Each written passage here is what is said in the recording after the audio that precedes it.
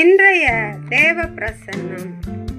கர்த்தருக்கு பிரியமான தேவனுடைய பிள்ளைகளே, இந்த நாளில் இன்றைய தேவ பிரசன்னத்துக்குள் பிரவேசித்து கர்த்தருடைய வேத வசனங்களை நாம் தியானிப்போம். ஆமென். சங்கீதம் 59 அதிகாரம் 16 வசனம் 17 வசனம் ஆகிய வசனங்களை நாம் வாசிக்க கேட்போம். ஆமென். நானோ உம்முடைய வல்லமையை பாடி காலையிலே உம்முடைய கிருபையை மகிழ்ச்சியோடு புகழுவேன். எனக்கு நெருக்கமுண்டான நாளிலே நீர் எனக்கு தஞ்சமும் உயர்ந்த அடைக்கலமும் ஆனீர். என் பலனே, உம்மை கீர்த்தனம் பண்ணுவேன். தேவன் எனக்கு உயர்ந்த அடைக்கலமும் கிருபையுள்ள என் தேவனுமாயிருக்கிறீர். ஆமென். என் பலனே, உம்மை கீர்த்தனம் பண்ணுவேன். தேவன் எனக்கு உயர்ந்த அடைக்கலமும் கிருபையுள்ள என் தேவனுமாயிருக்கிறார். ஆமென்.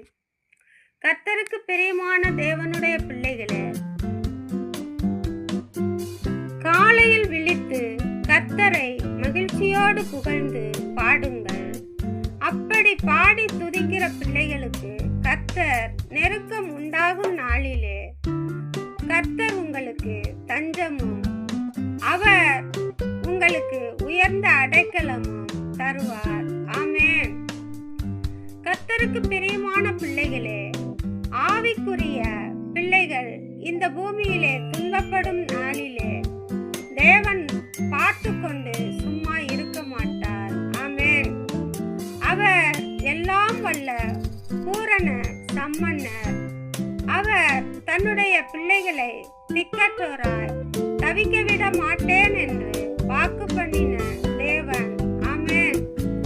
கர்த்தருக்கு பிரியமான பிள்ளைகளே, நீங்கள் விசுவாசத்தோடு கேட்கிற யாவையும் கர்த்தராகிய இயேசு கிறிஸ்துவின் இடத்தில் கேட்டு பெற்றிக் கொள்ளுங்கள். ஆமென். அவர் யாவையும் செய்து முடிக்க வல்லவராயிருக்கிறார். ஆமென். அவர் நாம் கேட்கிற யாவையும் கொடுக்கிற தேவனாயிருக்கிறார். ஆமென். முதலாவதாக உங்கள் விசுவாசத்தை தேவன் எதிர்பார்த்து கொண்டிருக்கிறார். ஆமென்.